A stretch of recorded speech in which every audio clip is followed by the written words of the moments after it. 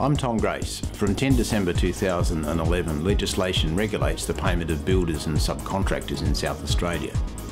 This video is a hypothetical scenario illustrating one aspect of the Building and Construction Industry Security of Payment Act 2009.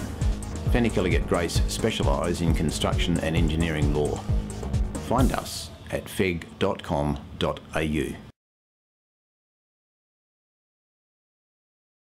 Well, we're fairly busy at the moment, so things are going pretty well, thanks.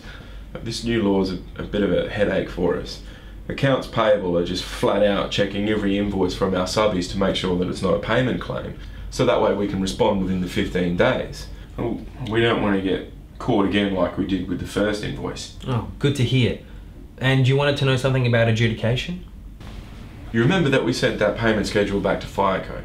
Well, we agreed to pay 130 of the 300k that Tony was claiming.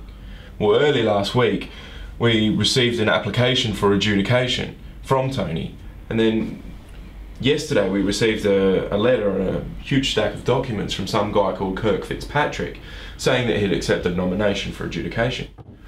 Well, he's saying that we have 2 days to respond to Tony's payment claim for the 300k. What does that all mean? Can I see what you received? Yeah. Yes.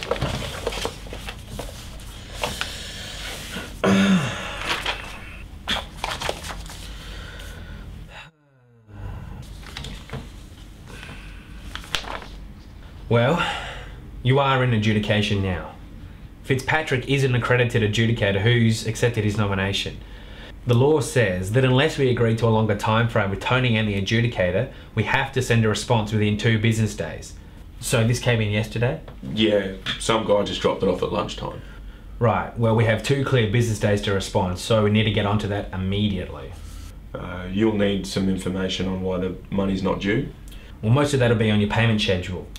We need supporting documents for the reasons we put on your payment schedule. We'll prepare some submissions on the contract clauses that apply to the payment. Well, the funny thing is that yesterday the site foreman told me that a lot of FICO's work is actually under specification. I mean, the branch lines are specified as being 50mm, but they're only 40. So there's going to be another 150k worth of defects that we're going to have to rectify. So really we don't owe them any money. Well, unfortunately, you can't use that as a reason for not paying the 300k. What? But those pipes are undersized. That's an obvious defect. Under the Act, your response to the adjudicator can't include anything that wasn't on the initial payment schedule. That's why it's so important to send out your response to a payment claim within 15 business days and include all of the reasons for not paying the full amount. You can still put in responses including the reasons on the payment schedule, but no other reasons. You can only use reasons that were listed on the initial payment schedule. Unbelievable. Well, if that's the law, we'll have to get over it. We'll make sure that next time we send out a payment schedule that all the defects are mentioned. I mean, the site foreman put it in the minutes, but he forgot to tell me about it during our discussions. I think the superintendent's putting out something tomorrow, so they'll find out about it soon enough.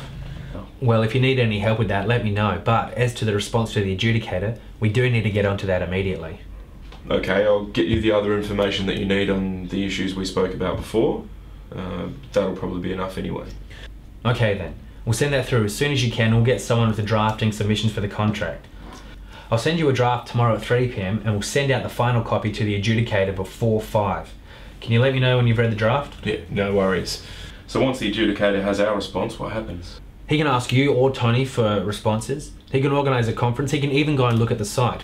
But he's entitled to make a decision based on what he's received. Alright, we'll just have to wait and see what he says. Well, we're in Fitzpatrick's hands now.